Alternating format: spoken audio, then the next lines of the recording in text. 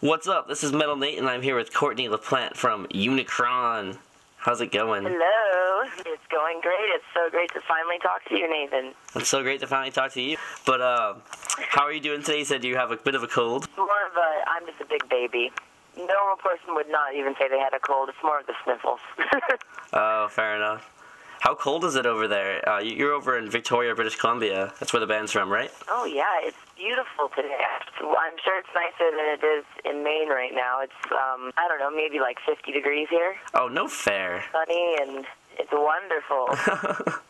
It's windy and cold outside here. I'll trade.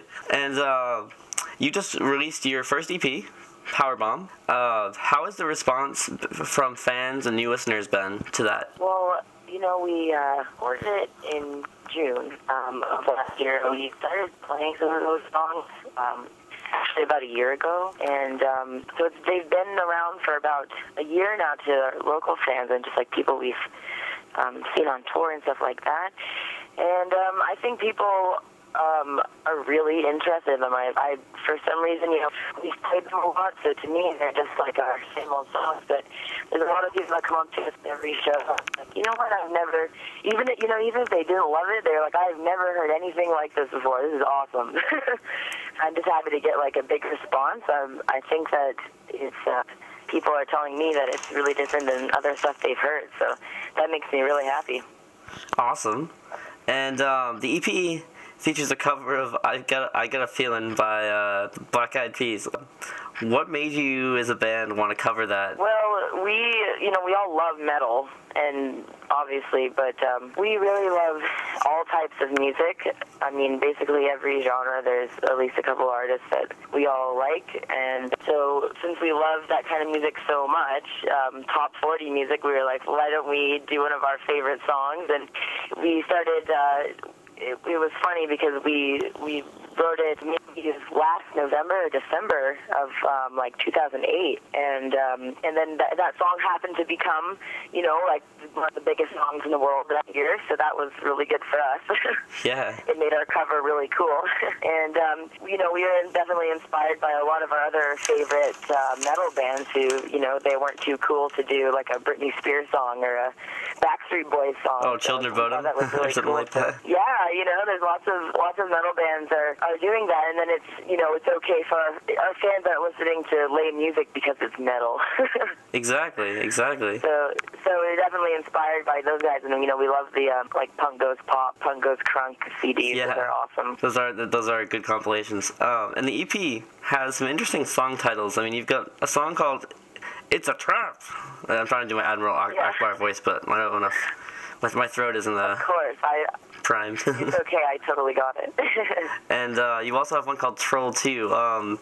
Do you guys go for like sort of non-serious song titles? Where do they come from? You know, when we're writing our songs, I usually write the lyrics last. So, you know, we'll have the full song name with no lyrics. So for us to, you know, explain to each other, you know, what the song is going to, you know, what song we're about to play at practice, like we have to give it some name, because we can't just say, oh, the one with the breakdown and then the singing, because they all have that. So Troll 2 actually is we just thought there's this really horrible YouTube video called Worst Acting Ever, something like that. There's this video of this kid from this movie, the movie Troll. There's the sequel, Troll 2, and it's just a horrible piece of acting. So for some reason, we just found that so funny, that if you guys can watch it, it's like 10 seconds long on YouTube. We found it so funny, we thought it would be great to put it in the song. So at the end of Troll 2, there's like a part when it's clips from that amazing segment. So we decided to call it Troll 2 just because that's a very strange name, and we want to pay some homage to the amazing acting from the movie Troll 2. Okay, and then I have to ask, are you a Star Wars fan because of the Admiral Akbar quote? Well, I'm a medium Star Wars fan. I mean, my brother Jackson's in the band. We grew up with Star Wars. You know, we've seen the movies, you know, many, many times. But our little brother, he's a huge Star Wars fan, so we told him he could name one of our songs. And I didn't think he was going to choose Admiral Akbar as the name of the song, but he did. So we had a compromise because I had to explain to him I don't feel so much devotion to Admiral Akbar and everything he does. So and his very small role in Star Wars. So we did a compromise to call it "It's a Trap," and so I wrote the lyrics about being in a sticky situation, basically, to kind of go with the song title. So some of our songs, the title came first. Okay. I have to ask about SAFTA, too, because one of my favorite songs, aside from It's a Trap, is my favorite song. Well, you know what, if you really like that song, then you'll really like that SAFTA is actually a thing. And if you look at the lyrics for the song, we talk about it, and the song is actually about fighting, basically, about being in a fight. Although I've never been in a fight, but it's what I imagine. We'll say a fight, maybe not physically, but mentally or spiritually, it's a fight. And SAFTA stands for Scientific Aggressive Fighting Technology of America, and it's a fighting style. It's a mixed martial art fighting style by this hilarious guy in the 90s named John Hess, which we talk about in the song. And if you look that up on YouTube, or if you happen to find UFC 3 or something from the 90s, it's the whole thing is hilarious. So I can't wait to check this out. Most of our songs are just kind of little inside jokes that we just grew to love, and then we wrote some songs about them. But then hopefully everyone else who doesn't know about our lame inside jokes can enjoy them as well. Cool. And what on earth is going on the cover art of the EP? You know what? That is up to the interpretation of anybody. The artist we got to design the CD, we just thought it would be very funny since, you know, we have some pretty, you know, heavy stuff in our music, and then it's very contrasted by some really happy parts, or at least just very poppy sounding parts.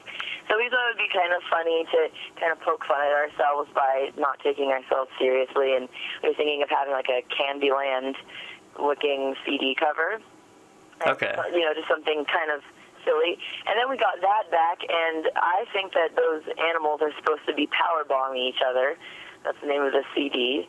And so that's a wrestling move. But I think it looks a lot more sexy than that. Yeah, it does. I didn't get the power bombing part of it. Maybe it's a stand on gay animal rights and like pioneering the way for gay wrestling animals. I was just curious in general, but the wrestling move makes it make a lot more sense. I didn't catch the reference. Well, no one really catches the wrestling. It really looks like those bears are just going at it, in my opinion. Yeah. And we thought that was hilarious, and so we just were like, this is wonderful. And then the CD is supposed to be a wrestling belt, but really it looks like a butthole. See, I haven't gotten the CD, so... Well, you should look in the CD. It'll be a real treat. We're going to call it the wrestling butthole. That's what it is. I mean, I hope, you know, the people that hear this, let's take away from it that it's more of a wrestling belt, but you won't be able to help but just think it looks like something worse.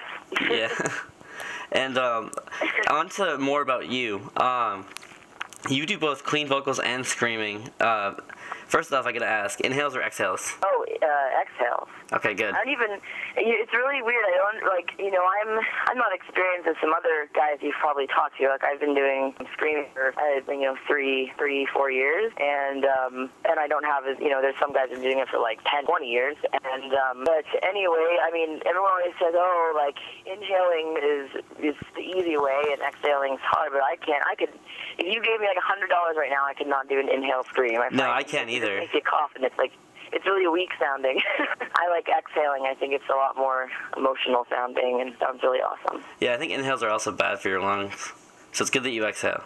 Maybe, but it sounds pretty cool sometimes, and it's easier. But all the guys in my band, they can all do it. Like, they can all do really funny, like pig squeal inhales and stuff, and they're just joking around. And so maybe I'll try it one day. But I like traditional exhale scream personally. Yeah. How do you keep your voice in shape on tour then? Because you're switching from, like, you have there's a lot of clean vocals as far as proportionally in the songs as well as the screams. And I find that I haven't really done my research, but just in some videos and stuff I've seen, a lot of vocal teachers say that that's actually really hard to it's not so much screaming, it's the switching back and forth. That's what's hard.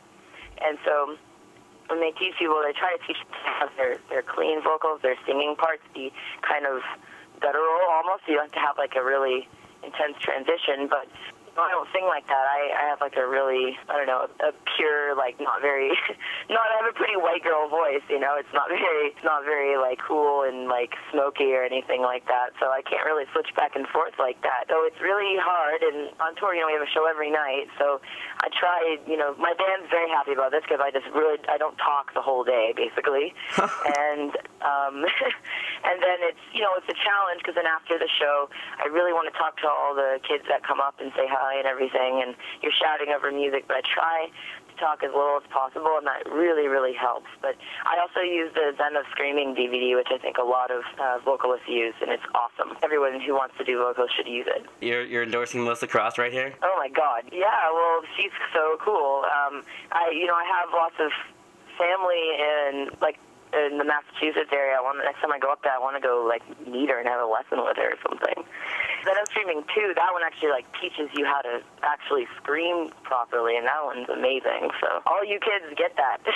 I gotta get that myself. For you, you're a female like lead vocalist in the band. What's that like being in a genre that, I mean, there are some other female lead vocalists, but there aren't very many. Yeah, well, it's different now. Like at the beginning, like, you know, when we first started with our band, there weren't really any female vocalists that, you know, people in my area here really knew their bands or anything like that. So yeah, there are lots of them, but I'm sure, but there was like the people around here just didn't even understand like why a girl would do that.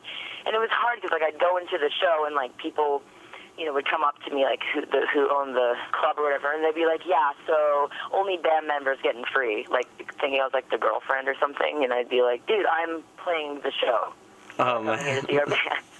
And you know, that's not their fault, and they just assumed that if a metal band's playing that it was a guy.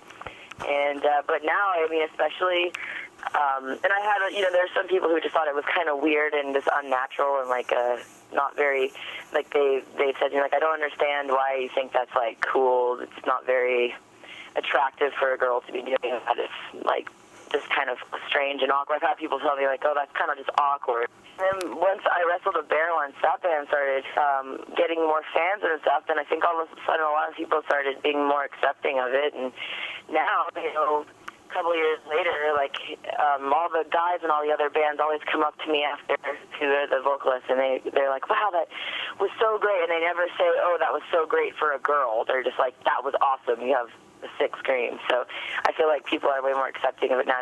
There's lots of other bands before us that have kind of like pioneered the way. Yeah, and I mean, I feel like you said that some guys think it's kind of weird. I feel like a lot of guys think it's freaking cool. Oh yeah, well definitely now, yeah. I think you know, maybe it's because I'm more comfortable with myself or anything, but like I'm not like super manly on stage. I'm still like I'm a pretty girly girl.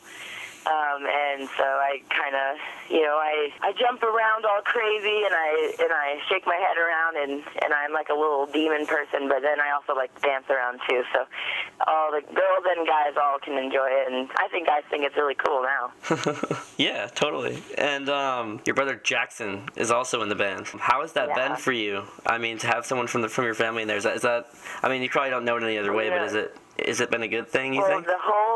The whole time we've had our band, so in August it'll be 4 years that we've been, only the last year have we been all out of school or all having jobs and stuff so we can actually pursue, you know, our careers. But before that, it's the whole 3.5 years, it's always been my brother's the guitar player and then my boyfriend Lee is the drummer. So the whole time I'm always we're like this little family.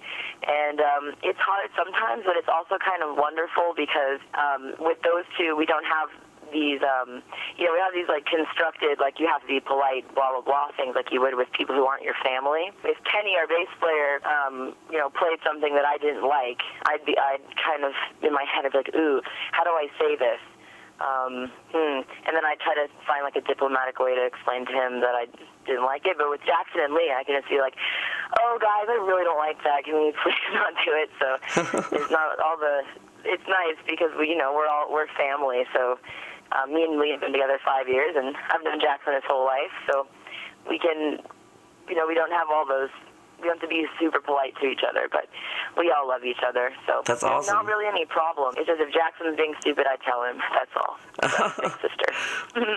So wait, you're the older sister then? Yeah, I'm the oldest, and I'm going to be 22 in a couple weeks, and Jackson's 19. Cool. It's funny because we've always been in our community. We've always been like the baby band with the youngest. We were like the cool young band that was like, wow, these guys are so young, and now we're the old guys. So we're all. Ashton's going to be 21, Jackson's 19, and me and Kenny are 21 and 22, and Lee's 22. So we're the old guys now. Cool. And where can fans pick up Powerbomb? Where should they pick up Powerbomb? Well, I really like having a CD myself, so you guys can go on iTunes and pick up. You can get individual songs, or you can buy the whole thing for like $5. But if you want, you can also get the CD shipped for you on Merch Now. You can get shirts and posters and CDs, and it's the shipping cost is so minimal on that, and the CD is about $5. So I like having a CD, but you can always just pick it up on iTunes as well. Awesome. And influences. The first thing I think of when I heard you guys, I wrestled a bear once. Oh yeah, well, they've definitely been a really big influence just on us. Me kind of feeling like, if Krista Cameron can do that on stage and kind of hang with the guys like that and be that good at screaming, then I can step up and I can try to be just as good. So she's a big influence there, but really I think other than me being a girl in our band, having kind of like a spastic way about it where we kind of jump into different, we'll jump from something that's very heavy to something, complete opposite. I think really other than that, I think our bands are really different. So, what I'm saying is if I was a guy, then no one would really compare our bands. Yeah. I think it's just I think it's the you're being a girl as well as I think that Jackson was inspired by the way that their guitar player, Steve, really jumps back and forth and kind of thinks outside the box for that, in that respect, definitely. Yeah, that's what I was going to say, definitely the eccentric sort of guitar riffs and breakdowns and time changes. So we really like that band a lot. We love them, and what other influences do you guys have? Because you don't sound like, I'm not trying to say you sound like I Wrestle the Browns, I'm just saying you can definitely hear an influence, There's that's all. There's an influence, though. And really, Lee he loves metal so much, but his first love that kind of got him, wanting to play drums is really like hip-hop music. So Lee he loves bands like The Roots. Oh, dude, I love The Roots.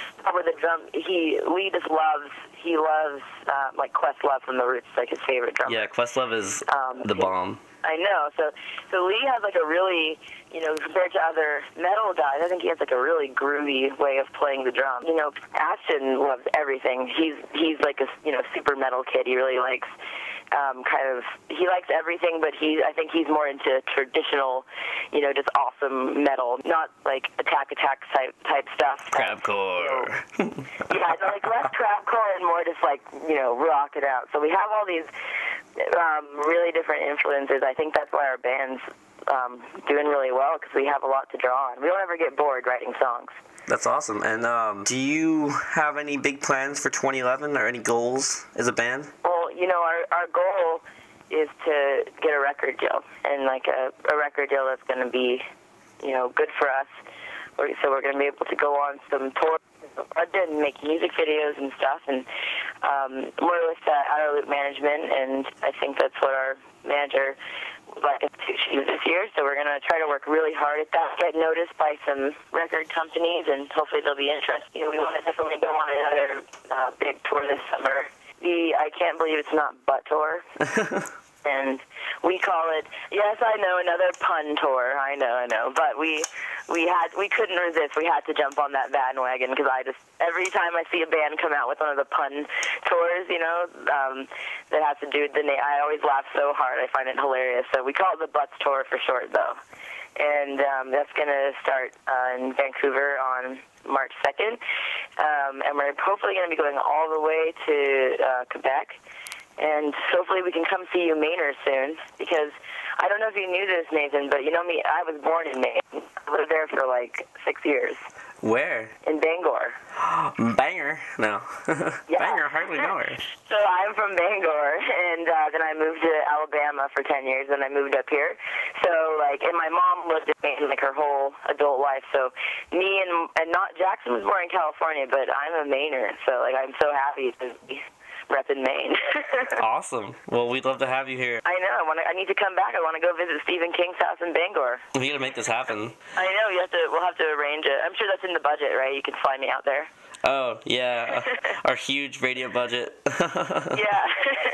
Well, I love listening to you guys' stuff online. It's really awesome. So we tune in. Ashton has told me that you've played our songs and everything, so we always get real excited, and we always want to tune in when you do that. So your guys' radio station's awesome. Well, we love playing Hit the Trap almost every show, and SAFTA very frequently as well, so you guys are a staple in Metal Mutilation. I don't see you going away. SAFTA, that's one of my favorite ones.